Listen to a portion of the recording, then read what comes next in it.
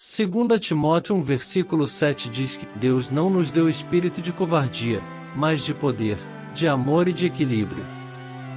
O medo não é de Deus, na verdade, é uma das armas mais eficientes nas mãos do diabo para guerrear contra o coração dos fiéis. A Bíblia afirma que o medo é um espírito que faz as pessoas se sentirem derrotadas antes mesmo do dia da batalha. O diabo sempre tentará cativar nossos corações com o medo, sabendo que qualquer pessoa que teme fica cativa pelo que teme. E muitas pessoas têm medo dos sinais do fim dos tempos, vivendo com medo dos dias em que estamos. Você sente emoções de medo toda vez que ouve falar sobre guerras, terremotos, fomes, desastres naturais? Jesus deixou claro que todas essas coisas farão parte dos últimos dias, os tempos perigosos, a Mateus 24 versículo 6-8. O que você precisa focar é em Jesus, o autor e consumador da sua fé. Embora você esteja constantemente ouvindo rumores de guerras e notícias de mortes, em vez de focar nas trevas que preenchem este mundo, concentre-se na gloriosa luz de Jesus Cristo. Se não fosse pelo Senhor Jesus Cristo, este mundo estaria cheio apenas de corrupção e escuridão. Mas Ele é a luz, e o mundo precisa desesperadamente dessa luz gloriosa. Precisamos dele, mais do que imaginamos. Olhe para Jesus, não se preencha com coisas que lhe causam medo. Olhe para a gloriosa luz de Jesus Cristo e conforte-se com as Escrituras. Romanos 15 versículo 4 nos diz, pois tudo o que foi escrito no passado, foi escrito para nos ensinar, de forma que, por meio da perseverança e do bom ânimo das Escrituras, mantenhamos a nossa esperança. Todas as profecias registradas na Bíblia sobre o fim dos tempos e todos os eventos que o caracterizarão foram escritos para o nosso aprendizado. Deus não quer que fiquemos ignorantes sobre seus planos. Portanto, Ele revela essas coisas aos seus profetas, que as registraram para que o conselho de Deus fosse transmitido de uma geração para outra. O propósito de documentar os eventos dos últimos dias não é nos encher de medo, mas sim para o nosso conhecimento e aprendizado. Devemos confiar em Deus, e não deixar que o medo nos controle, mas sim sermos fortalecidos pelo poder, amor e equilíbrio que Ele nos dá. Você vê, nada infunde mais medo em uma pessoa do que a ignorância. Quando você não sabe algo, você fica com medo disso. O medo do desconhecido tem destruído mais vidas do que podemos contar. Mas Deus, em Sua palavra, nos disse o que acontecerá nos últimos dias, para que possamos saber o que está acontecendo e possamos estar preparados. Tudo o que está acontecendo no mundo hoje é exatamente o que Jesus nos disse que aconteceria em Mateus 24. Ouça as palavras de Jesus em Mateus 24, porque se levantará nação contra nação, e reino contra reino, e haverá fomes, e pestilências, e terremotos, em vários lugares. Mas todas estas coisas são o princípio de dores.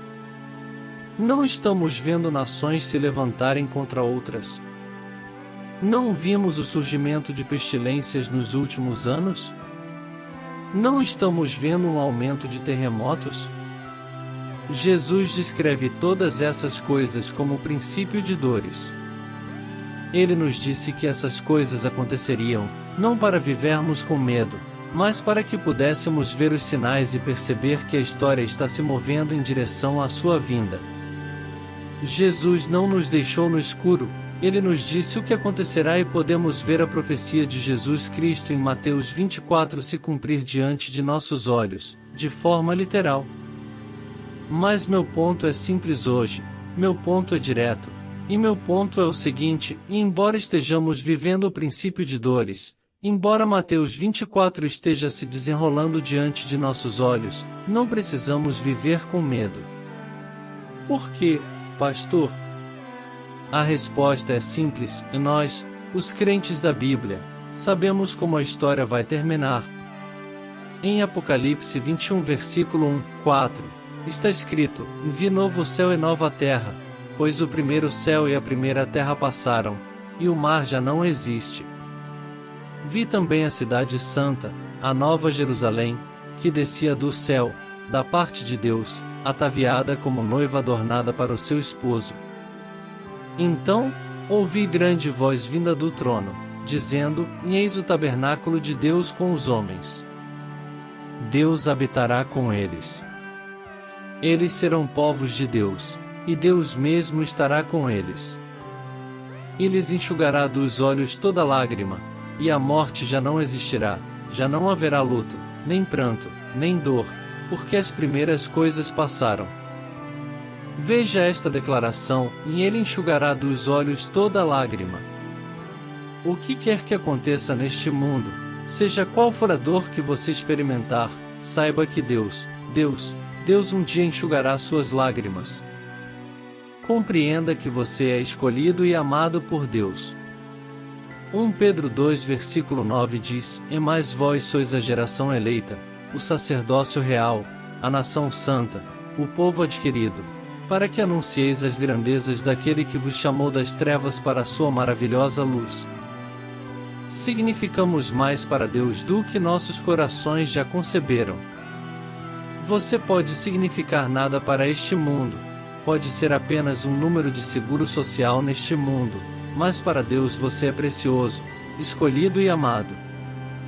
Então, não tema o que está acontecendo ao seu redor, não tema o futuro, mas coloque sua confiança em Deus e em seu plano para a eternidade.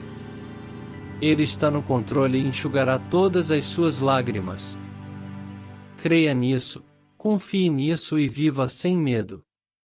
Você pode ser apenas mais uma estatística, apenas mais um funcionário no seu local de trabalho, um funcionário que poderiam substituir num piscar de olhos se algo acontecesse com você. Mas você significa tudo para Deus, absolutamente tudo.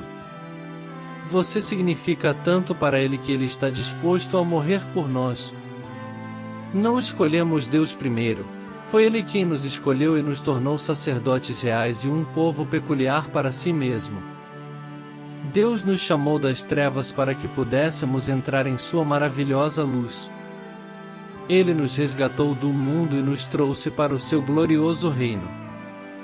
Seu medo em relação aos últimos tempos chegará ao fim no momento em que você perceber que Deus o escolheu por si mesmo e que você é a menina dos seus olhos. Deus não nos escolheu para nos destruir, mas para nos salvar e vivermos com Ele por toda a eternidade. Não foque neste mundo, foque na eternidade. Por toda a eternidade, você estará em uma terra de paz, em um lugar onde não há recessões, um lugar onde ninguém precisará lutar para sobreviver. Por toda a eternidade, você viverá em um lugar onde não há crises de custo de vida. Deus será o seu provedor por toda a eternidade. Você viverá em um lugar onde não há guerra, rumores de guerra ou ameaças de guerra. Por toda a eternidade, você viverá em um lugar onde só há saúde. Eu anseio por isso. Anseio por um lugar onde não há cemitérios, um lugar onde não há morte. Esse lugar é o céu.